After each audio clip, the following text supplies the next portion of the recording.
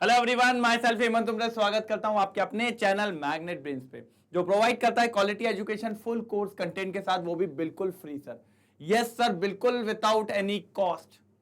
ठीक है, सब कुछ आपको दिया जाएगा जो आपको सीबीएसई ने दिया है।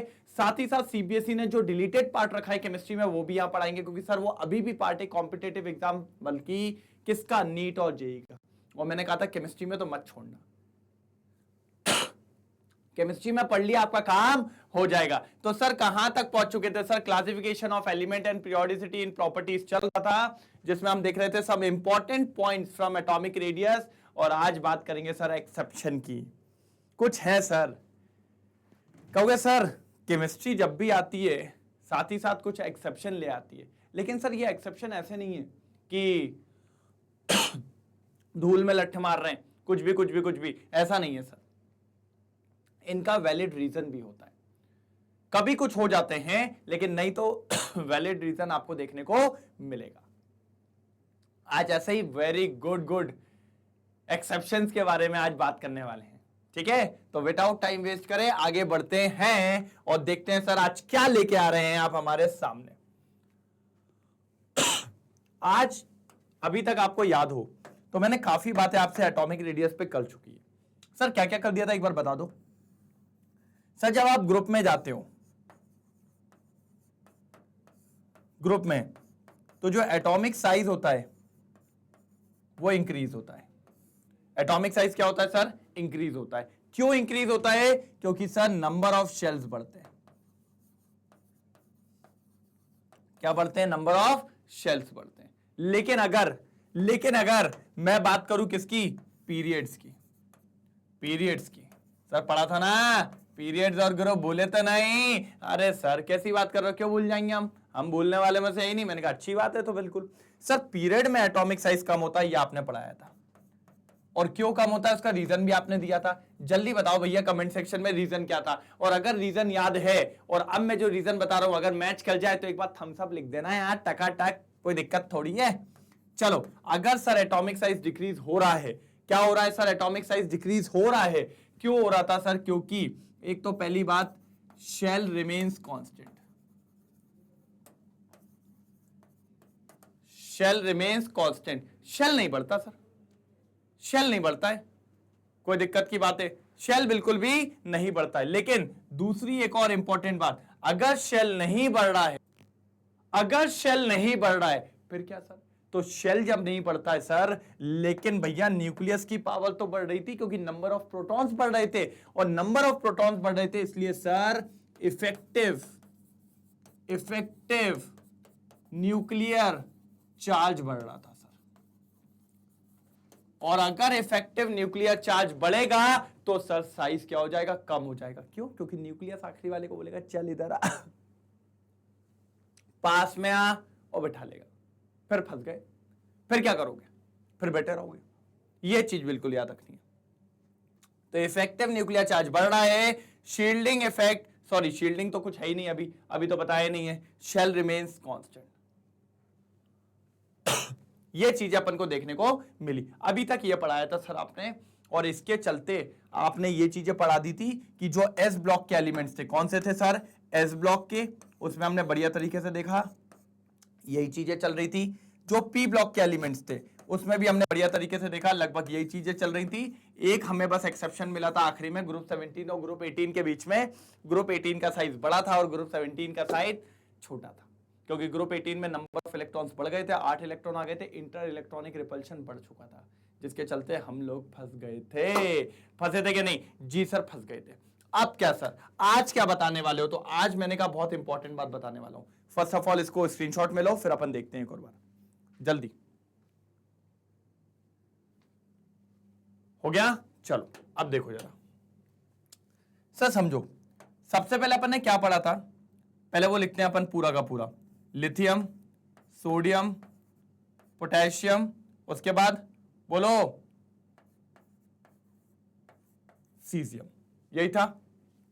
अगले वाले में आओ, लिथियम के बाद बेरिलियम, मैग्नीशियम और कैल्शियम, और फिर उसके बाद बेटा मांगे कार, स्ट्रोंशियम, बेरियम, और फिर नीचे रेडियम। ऐसा चल रहा था। हमने कहा अच्छी बात है, कोई दिक्कत नहीं है। अब अगर आप इधर साइड आओ, इधर साइड, तो भैया बेरिलियम के बाद आता है अपना बोरॉन, मैग्नीशियम के बाद आता है आपका एल्यूमिनियम, एल्यूमिनियम के बाद इधर आता है आपका गैलियम, ऐसे ही चलता है, इंडियम और थीलियम मिलेगा। सर दिक्कत कुछ नहीं है, दिक्कत यह है कि अब अगर आप देखें तो सर इस वाली लाइन में कोई नहीं होता, इस वाली लाइन में भी यहां कोई नहीं होता, लेकिन सर कैल्शियम के बाद यहां पर एक सीरीज आती है जिसको अपन कहते हैं 3D सीरीज। क्या कहते हैं सर? 3D सीरीज आती है कि नहीं आती? सबने देखा हुआ। यहां पर आपको एक नए लोग मिलते हैं, अजीबो प्रकार के लोग मिलने वाले हैं जिनको अपन कहते हैं 3D सीरीज, ऐसे। और वो 3D सीरीज में कौन कौन होता है जरा बताएंगे सर? मैंने कहा बता देंगे, डरते थोड़ी हम किसी से, है ना, कि कल को बोलते अरे हमारे बारे में चुगली कर रहे थे पीरियोडिक टेबल में। हमने कहा कर रहे थे तो कर रहे थे, कुछ कर लोगे क्या? गरिया देंगे। कैल्शियम के बाद कौन आएगा सर? स्कैंडियम। फिर कौन आएगा सर?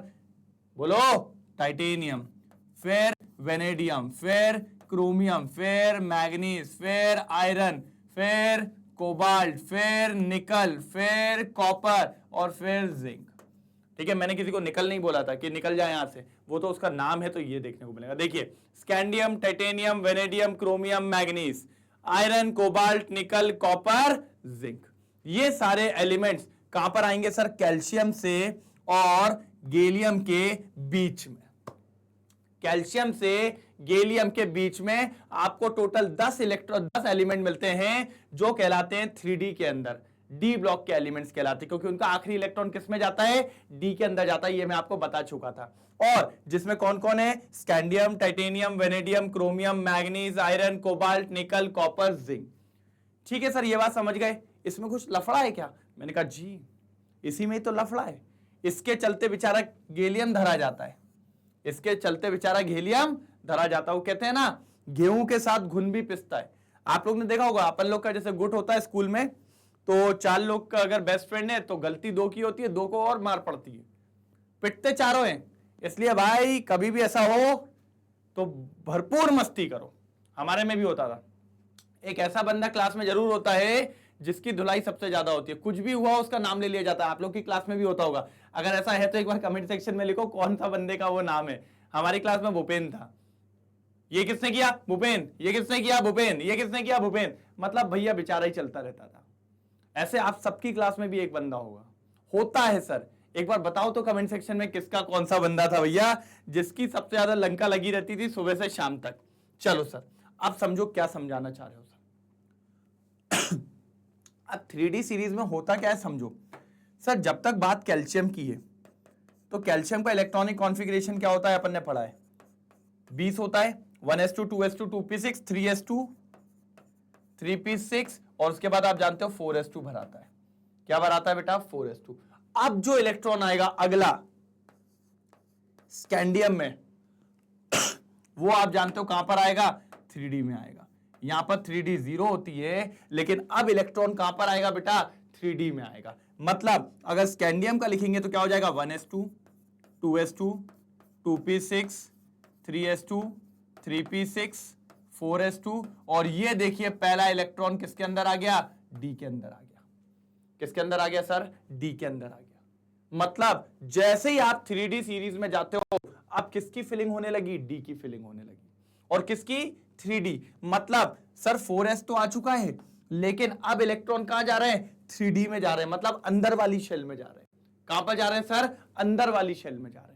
इसको मैं और अच्छे से बताता हूं, पहले इसका स्क्रीनशॉट लो फिर अच्छे से बताता हूं, जल्दी जल्दी। चलो अब देखो, मैं पीछे बता रहा हूं, एक मिनट देखो कितना बढ़िया मजे से आएगा, बहुत मजा आएगा। देखो सर, कैल्शियम जब होता है, अरे यार ये पता है डोम्स वाली पेंसिल का मजा नहीं आता फिर मेरे को। कैल्शियम जो होता है 1s2 2s2 2p6 3s2 3p6 4s2, यही होता है। लेकिन सर जैसे ही गाड़ी स्कैंडियम पे आएगी, 1s2 2s2 2p6 3s2 3p6 3d, अभी इलेक्ट्रॉन नहीं आया, पहले कहां जाएगा? 4s2 में। और उसके बाद अभी भी अगर एक इलेक्ट्रॉन बचा है तो वो कहां फिल हो रहा है? अब 1s में। जैसे ही टाइटेनियम लाऊंगा तो ये हो जाएगा 3d2। जैसे ही मैं क्या आगे बढ़ाऊंगा वेनेडियम, ये हो जाएगा 3d3। जैसे ही मैं आयरन ले आऊंगा ये हो जाएगा 3d6। मतलब सर अब इनडायरेक्टली एक अंदर वाले शेल की फिलिंग हो रही है। किसकी? 3d की। इसकी फिलिंग चल रही है। किसकी? इसकी फिलिंग चल रही है। और इसकी फिलिंग के वजह से यहां पर एक कंसेप्ट आने वाला है, शील्डिंग इफेक्ट। क्या आने वाला है सर जी? Shielding effect. अभी मैं बताऊंगा आपको क्या होता है। और इसी को कहते हैं स्क्रीनिंग इफेक्ट। क्या कहते हैं सर? Screening effect. कुछ बुक्स में ब्लॉकिंग इफेक्ट भी लिख देते हैं। क्या लिख देते हैं? Blocking effect. अब मैं बताने वाला हूं क्या होता है, समझो। सर स्कैंडियम को जरा ध्यान से देखें। ये न्यूक्लियस, न्यूक्लियस को कलरफुल बना दो भैया जरा। ये अब भैया मुझे ये बताओ कितने इलेक्ट्रॉन है भैया न्यूक्लियस में? कितने शेल हो रहे हैं? 4 शेल हो रहे हैं। चलो डायग्राम के लिए अपन बढ़िया गोला लेंगे। चलो 1 2 3 4 दिखा? ठीक है। अब ये इलेक्ट्रॉन से आखिरी वाले में, आखिरी वाला कौन? 4s2 वाला दिख रहा है? ये एक आ गया, एक कहीं और रख लो। ये लो, ये रख लिया, रख लिया, कोई दिक्कत तो नहीं, रख लिया। अब आखिरी में क्या हो रहा है सर? फिलिंग काय में हो रही है? फिलिंग काय में हो रही है ये बताओ सर? फिलिंग हो रही है 3d में। किस में हो रही है? 3d में। अब वो इलेक्ट्रॉन काय में आएगा? d में आएगा। देखो d में आ गया, ये देखा d में। अच्छा सर अंदर क्यों बनाया है? क्योंकि सर वो 3d में आ रहा है। ये थर्ड शेल है और ये कौन सा है? फोर्थ शेल है। अब क्या होता है सर? अभी जब ये नहीं होगा, कौन? अभी जब ये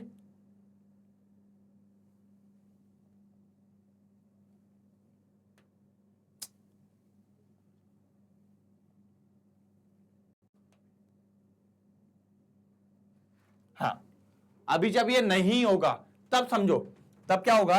ये बढ़िया तरीके से इसको घेर के रखा होगा। किसको? किसको? इस इलेक्ट्रॉन को।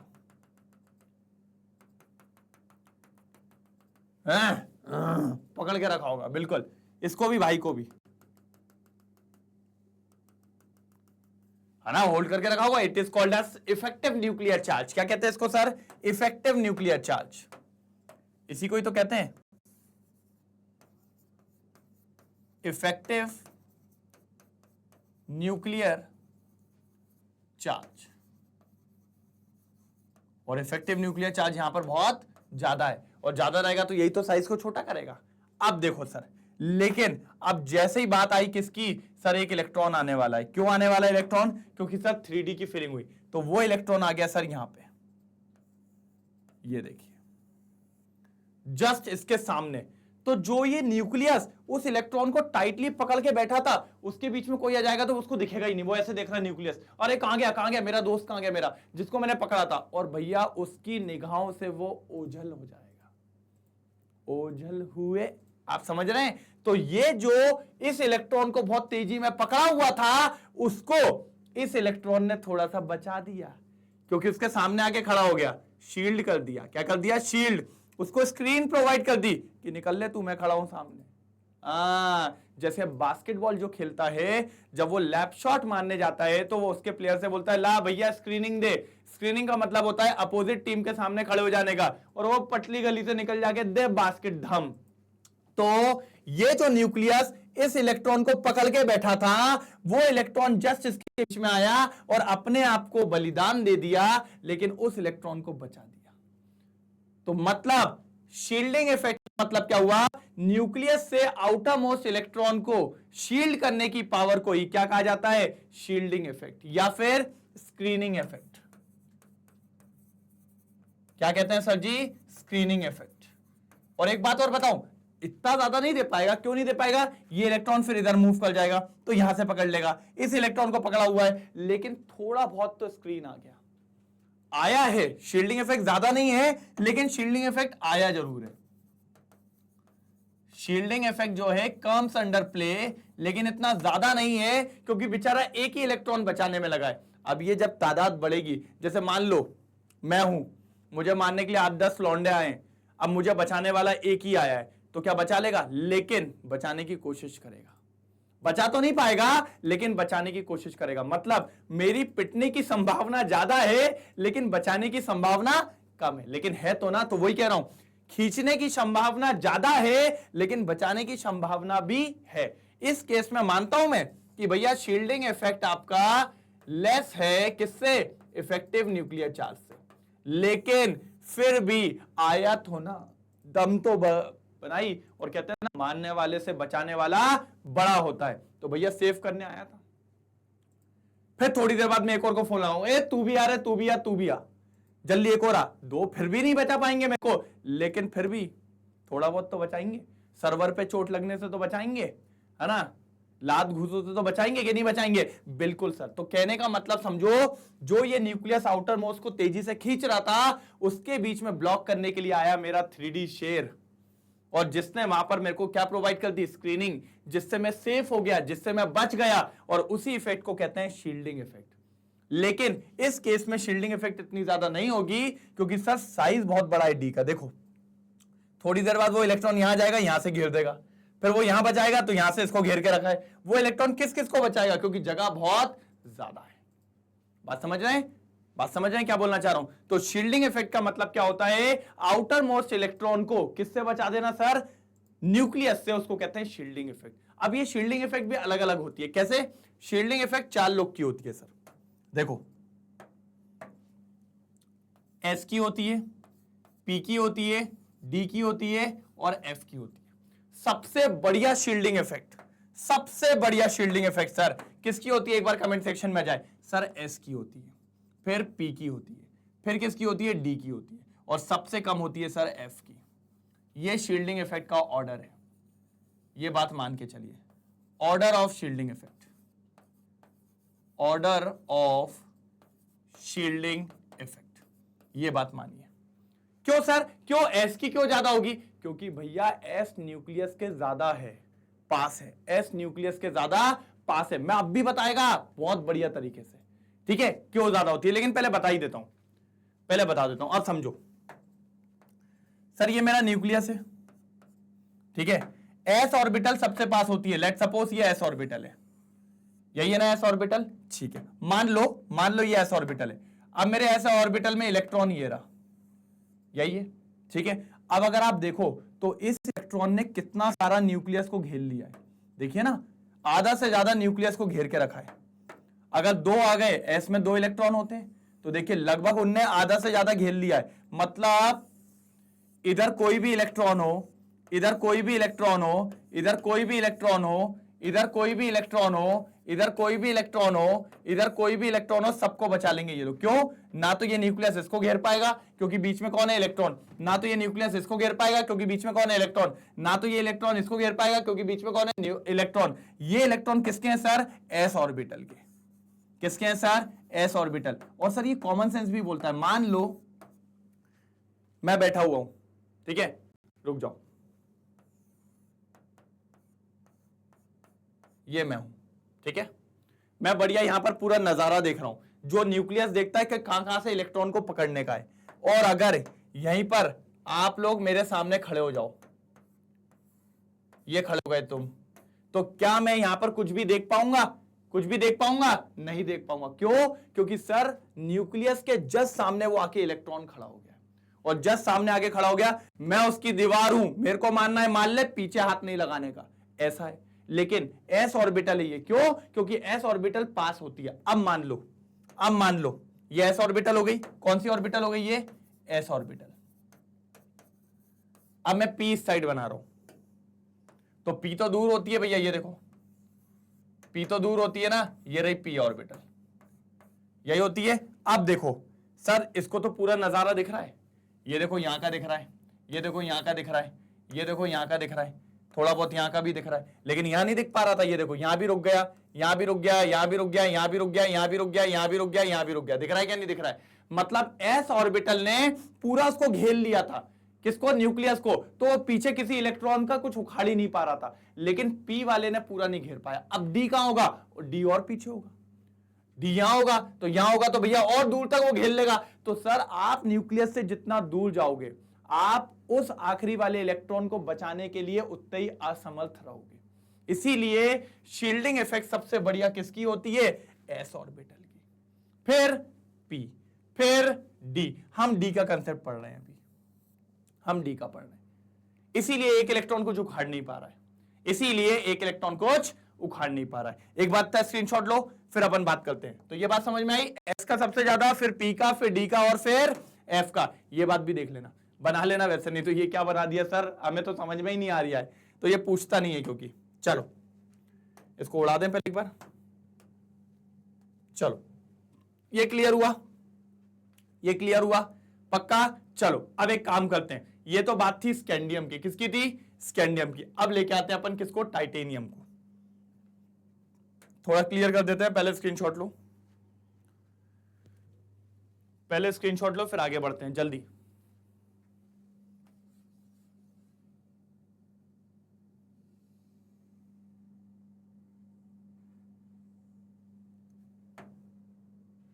क्या हो गया भैया, पूरा ही उड़ गया ये तो।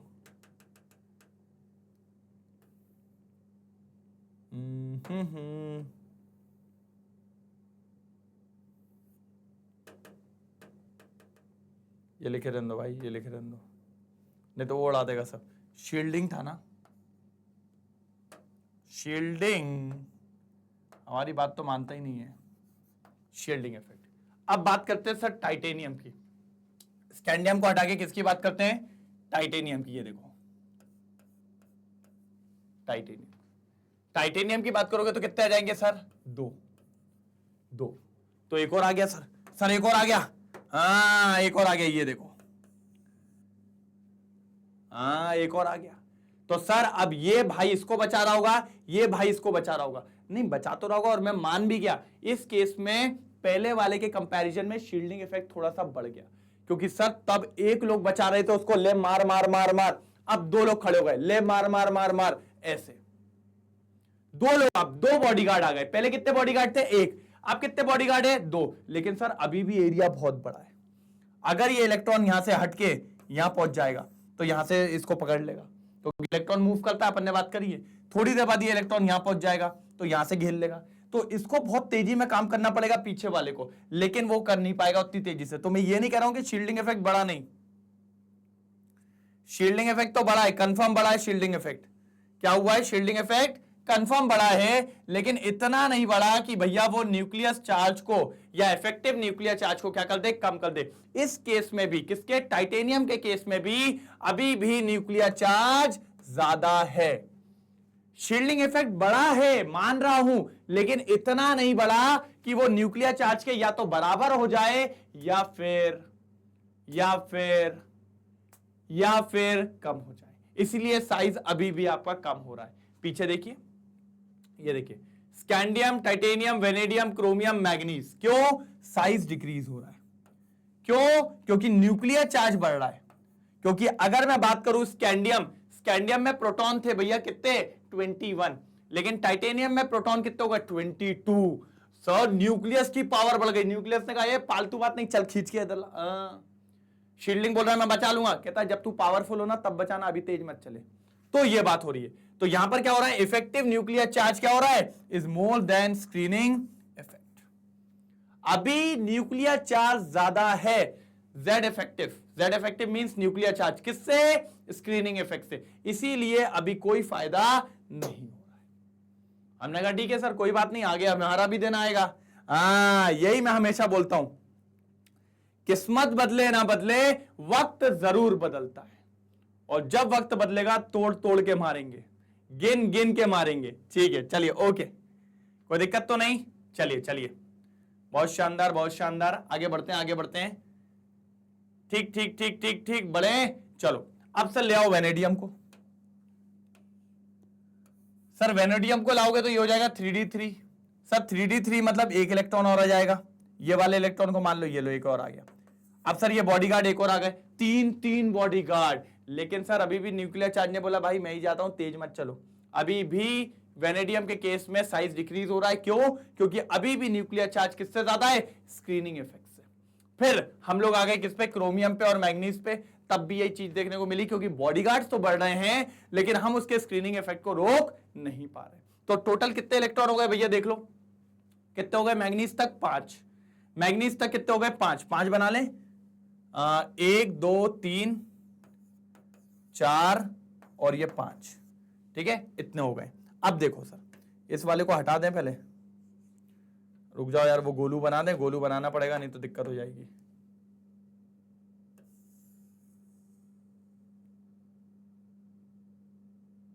हाँ, अब देखो कितने इलेक्ट्रॉन हो गए बचाने वाले, व्हाइट वाले जो है वो बचाने वाले, 1 2 3 4 5, तो भैया 5 हो गए। अब मैंने कहा ठीक है, लेकिन अब बात आ रही है आयरन की, और आयरन में कितने होते हैं भैया, जल्दी बोलिए, आयरन में कितने इलेक्ट्रॉन होते हैं, जल्दी बोलिए।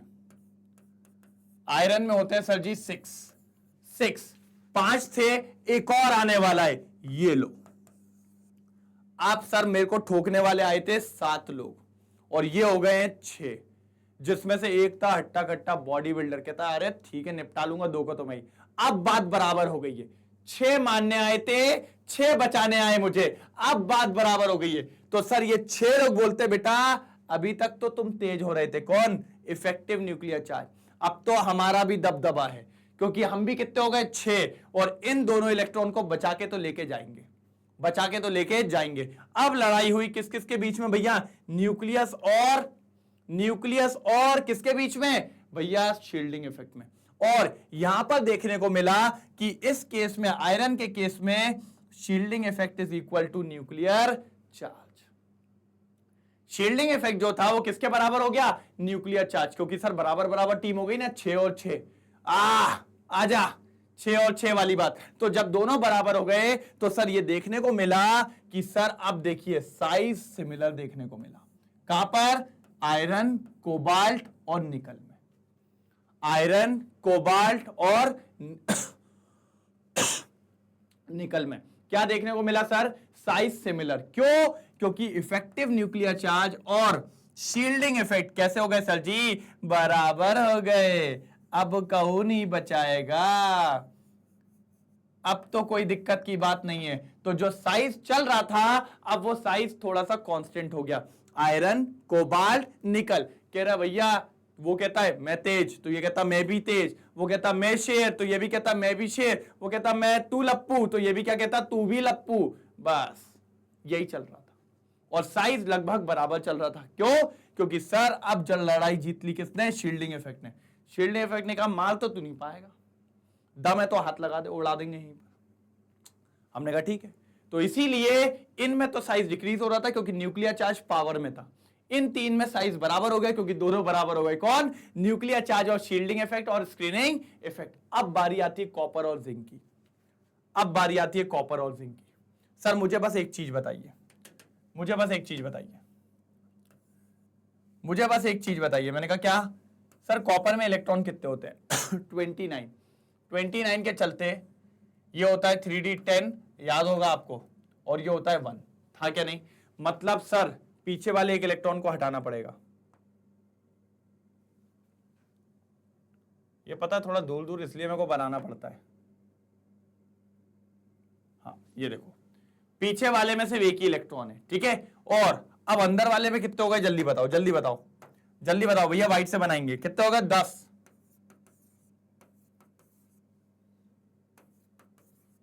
और कोई है, 1 2 3 4 5 6 7 8 9, ये लो 10। अब तुम्हें लगता है कहीं से वो पकड़ पाएगा, नहीं।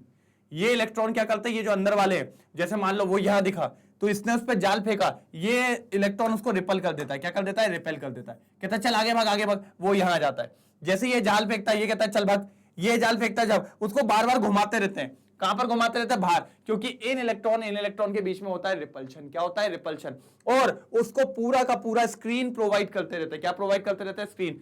अब देखिए सर 10-10 इलेक्ट्रॉन है, मतलब मानने वाले थे कितने, 8, और मेरे को बचाने वाले कितने थे, 10। बचा लेंगे कि नहीं, अबे 1-2 को और घसीट देंगे वो लोग, मुझे तो बचाएंगे ही, और 2 लोग जाएंगे उनको और पेलाएंगे। मतलब इस बार न्यूक्लियर चार्ज नहीं मार पाया, इस बार न्यूक्लियर चार्ज पकड़ नहीं पाया। और सर यही मैं कहना चाह रहा था कि इस बार शील्डिंग इफेक्ट में ले ली गाड़ी, और शील्डिंग इफेक्ट हो गया है ज्यादा, और जैसे ही शील्डिंग इफेक्ट बढ़ा सर न्यूक्लियर चार्ज हो गया है इस बार कम, न्यूक्लियर चार्ज हो गया इस बार कम, और शील्डिंग इफेक्ट बढ़ गया है। शील्डिंग इफेक्ट बढ़ गया तो उसने न्यूक्लियस से आखिरी वाले इलेक्ट्रॉन को बचा लिया, और अगर आखिरी वाले इलेक्ट्रॉन को न्यूक्लियस नहीं खींच पाएगा तो वो इलेक्ट्रॉन थोड़ा और दूर चला जाएगा, और अगर वो दूर चला गया तो साइज क्या हो जाएगा, बढ़ जाएगा। तो सर शील्डिंग इफेक्ट ने साइज को क्या कर दिया, इंक्रीज कर दिया। देखिए कॉपर और जिंक के अंदर, दोनों के अंदर शील्डिंग इफेक्ट ज्यादा होता है, किसके कंपैरिजन में, इफेक्टिव न्यूक्लियर चार्ज। और ये किस लिए होता है, inter electronic repulsion increase.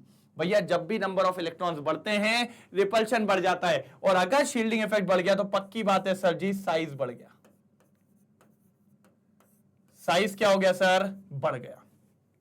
Size क्या हुआ सर, बढ़ गया। इतनी बात याद रखनी है। तो ये पूरे के पूरे 10 इलेक्ट्रॉन 10 एलिमेंट में पहले 5 में साइज कम होता है क्योंकि न्यूक्लियर चार्ज ज्यादा रहता है, फिर 3 में साइज कांस्टेंट होता है क्योंकि न्यूक्लियर चार्ज और शील्डिंग इफेक्ट बराबर होते हैं, आखिरी के 2 में हल्का सा साइज बढ़ जाता है क्योंकि सर कौन आगे निकल जाता है, शील्डिंग इफेक्ट किसके कंपैरिजन में, न्यूक्लियर चार्ज के कंपैरिजन में, क्योंकि रिपल्शन इंक्रीज हो जाता है। तो ये था सर डी ब्लॉक के बारे में। एक बार स्क्रीनशॉट मारिए जल्दी, फिर आगे बढ़ते हैं। जल्दी स्क्रीनशॉट मारिए, फिर अपन आगे की तरफ बात करेंगे।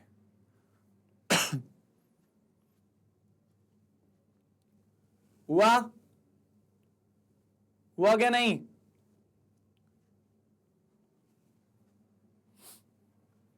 क्लियर है, पक्का,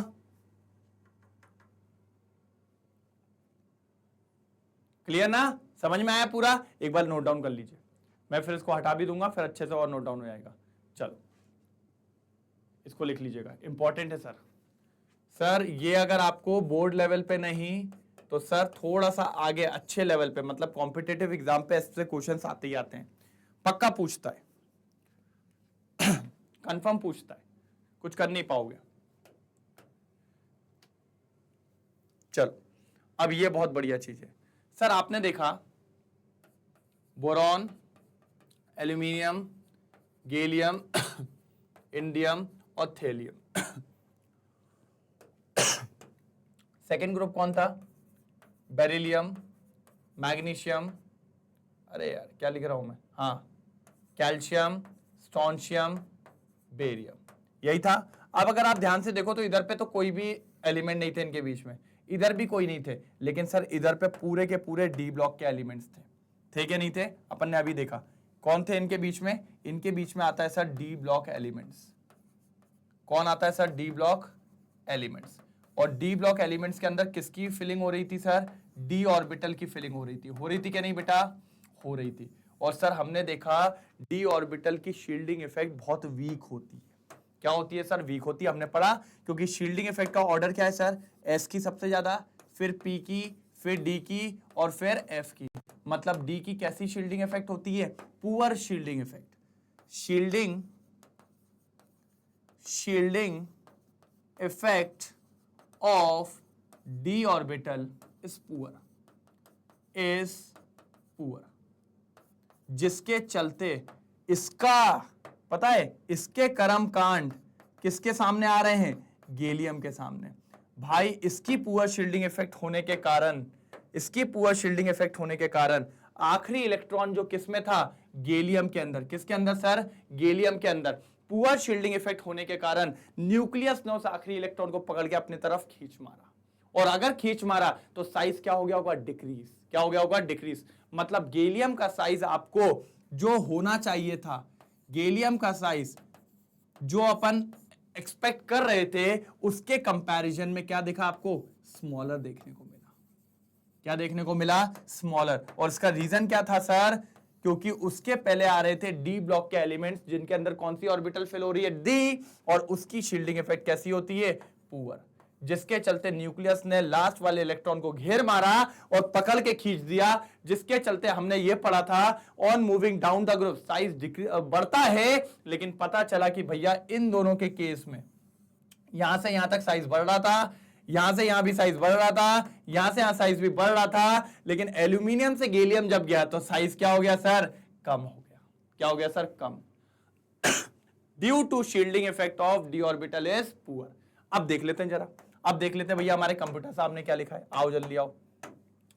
on moving down the group the atomic radius of gallium is slightly lower than the aluminium. होना चाहिए था ज्यादा, लेकिन हल्का सा कम निकल गया। This is due to presence of d electrons in gallium, क्योंकि गैलियम के अंदर कौन से इलेक्ट्रॉन्स आ गए, डी इलेक्ट्रॉन्स आ गए, जिनकी poor shielding effect, do not shield the nucleus effectively, वो शील्ड नहीं कर पा रहा था क्योंकि उसकी शील्डिंग इफेक्ट कैसी थी, पुअर थी. As a result the electrons of gallium experience greater force of attraction by the nucleus than in aluminium. Hence the atomic radius of gallium is 135 picometer, is slightly less than the 143 picometer which is the atomic radius of aluminium. Thus the increasing order of atomic radius of group 13 element is पहले boron, boron के बाद होना चाहिए था aluminium, लेकिन sir gallium का उससे छोटा, फिर एल्यूमिनियम, फिर इंडियम और फिर थैलियम. बात समझ में आई? तो भाई के साथ तो बहुत बुरा होगा, मुझे भी दर्द हुआ. और मैं आपको बताऊं, मैंने आपको डी ब्लॉक के एलिमेंट्स की क्यों कहानी पढ़ाई, क्योंकि मेरे को आपको ये रीजनिंग पढ़ा दी थी. ये रीजनिंग आपके बोर्ड्स में या आपके स्कूल के पेपर में पक्की आने वाली है कि why atomic size of gallium is smaller या लेस देन एल्यूमिनियम. तो आपको मेंशन ये करना है कि in gallium there is a D block, D electrons are present which have very poor shielding effect. Hence the electrons या फिर the valence electron of gallium is more firmly attracted by the nucleus. Hence effective nuclear charge increases and size decreases. ये आपको mention करके आना पड़ेगा, जिसके तहत आपको फुल मार्क्स मिलने के चांसेस रहेंगे. एक बार देखिए फटाक से, जल्दी देखिए, फिर अपन आगे की तरफ बढ़ते हैं. जल्दी देखिए, जल्दी जल्दी जल्दी. कोई तकलीफ, कोई दुख अगर हो तो जल्दी नोट डाउन कर लीजिए.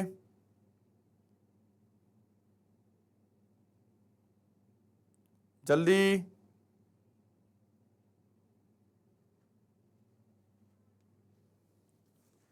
चलिए, हो गया पक्का, कोई दिक्कत तो नहीं आई? क्लियर है ना? चलो एक बार मैं हटा देता हूं, उसके बाद भी आप ले लो. लो जल्दी लो, ठीक है. चलो, which of the following species will have the largest and the smallest size yellow? Sir चार दे दिया आपको, चार दे दिया आपको. देखिए कौन कौन दे दिया है, Mg, Mg+2, Al, Al+3, ये चार पकड़ा दिए.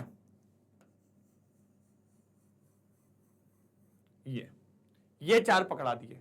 अब बोल रहा है सर इनको जमाइए, इंक्रीजिंग ऑर्डर ऑफ, हाँ क्या बोला है, which of the following species will have largest and smallest size. इन चारों में से सबसे छोटा कौन होगा, सबसे बड़ा कौन होगा? सर पहली बात तो समझिए, मैंने आपको एक चीज पढ़ाई थी. इधर पे देखिए, मैग्नीशियम, मैग्नीशियम का आयन, एल्यूमिनियम, एल्यूमिनियम का आयन, मतलब दो चीजें कॉमन है, पेरेंट एटम और उसका कैटायन. तो मैंने आपको पढ़ाया था कि जो उसका पेरेंट एटम और कैटायन होता है, तो भैया पेरेंट एटम बड़ा होता है, पेरेंट एटम बड़ा होता है. मतलब ये बात कंफर्म है, जो अपन ये मान सकते हैं कि मैग्नीशियम का साइज Mg2+ से बड़ा होगा और एल्यूमिनियम का साइज Al3+ से बड़ा होगा. ये क्लियर है? ये क्लियर है?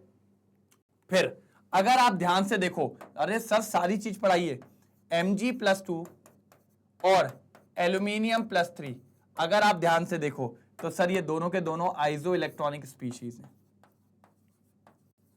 आइसो इलेक्ट्रॉनिक स्पीशीज है क्या नहीं?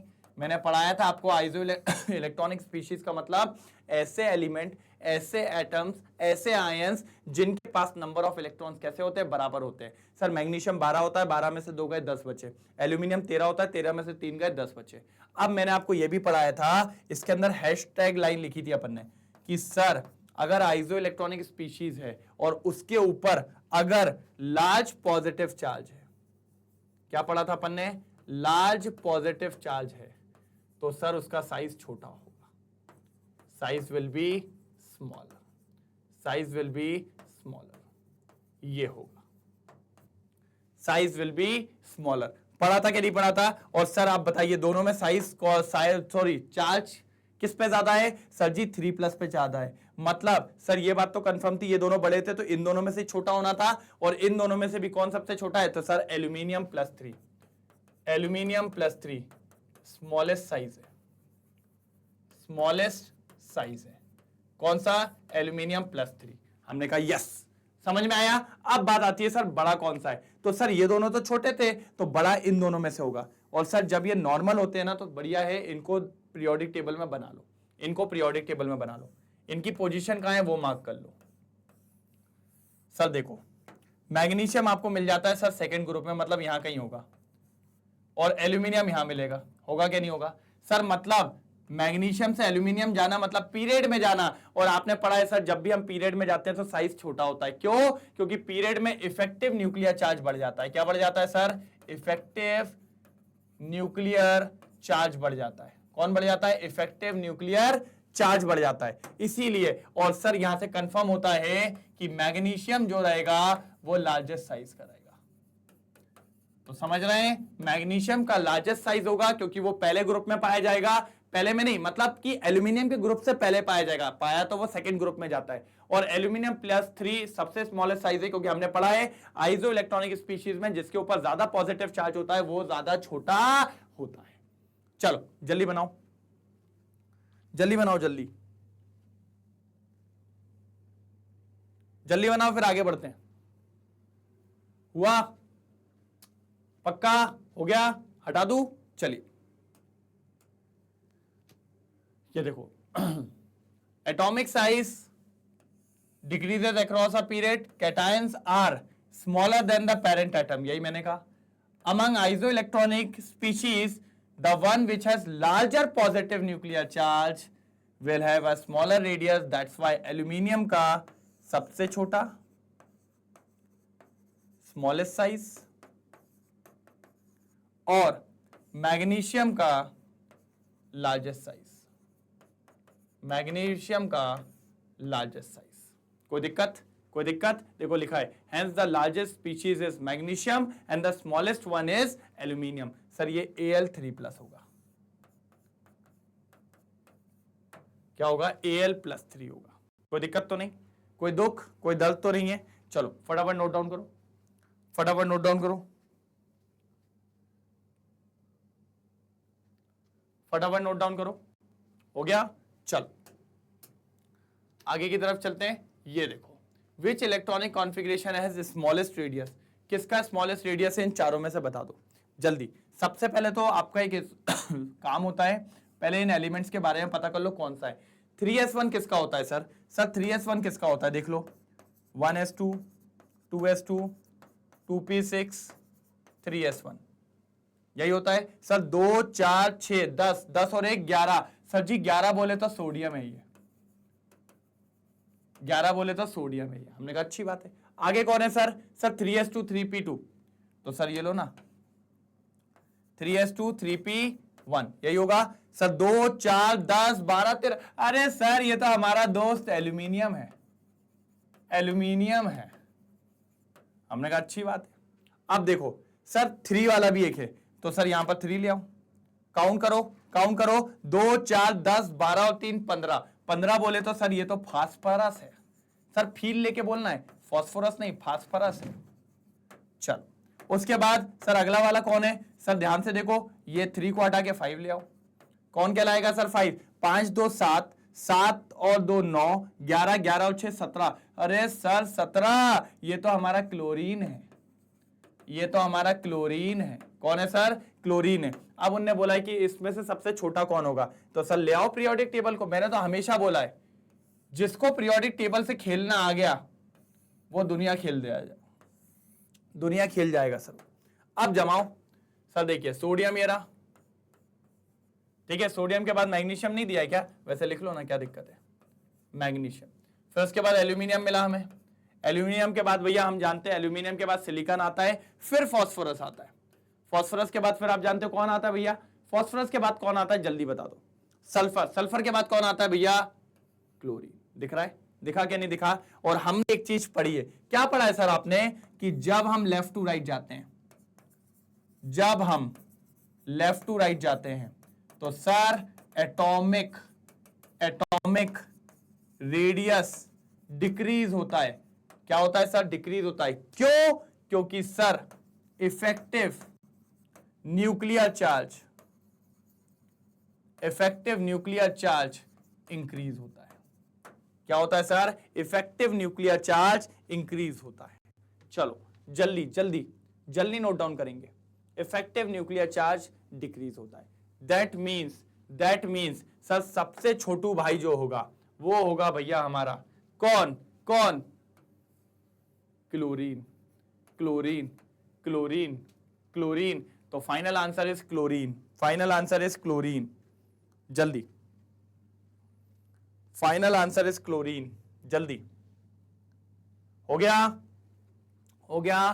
Final answer is chlorine. जल्दी नोट डाउन करेंगे। जल्दी जल्दी जल्दी नोट डाउन करेंगे। हुआ? चलो हाँ समाप्त। तो सर यहां पर एटॉमिक रेडियस होता है पूरा खत्म। अब कुछ भी नहीं है एटॉमिक रेडियस में। सारे एक्सेप्शन जो ऑर्डर जो ट्रेंड मुझे आपको बताने थे मैंने पूरे बता दिए। सॉरी, बढ़िया तरीके से सारी चीजों को अपन ने क्या कर दिया सर? खत्म कर दिया। और मजा भी आया होगा। आया? तो सर इस लेक्चर को बढ़िया तरीके से देखेंगे, कमेंट सेक्शन में डालेंगे सर जी प्रेजेंट, और एक दो जगह वो एक नाम बोला था ना वो डालने का, थम्स अप करने का कि भैया क्या क्या चल रहा है बढ़िया तरीके से। और अगर कोई डाउट हो तो डाल दो। कल जब मैं अगले टॉपिक के साथ आऊंगा तो मजा आ जाएगा सर। तो एक और खतरनाक टॉपिक होता है खत्म, कल होगा नया टॉपिक चालू। सर कोई मिस नहीं करेगा, बल सबको बैठना है। कल बहुत काम की चीज आ रही है। कल लगा डाला तो चैप्टर झिंगा लाला हो जाएगा सर। तो कल वाले को मत छोड़ना, दिक्कत हो जाएगी, दिक्कत हो जाएगी, तौबा तौबा, ऐसा वाला मैटर हो जाएगा। ठीक है, चलिए तो फिर मिलते हैं कल के लिए। तब तक के लिए bye bye, thank you so much.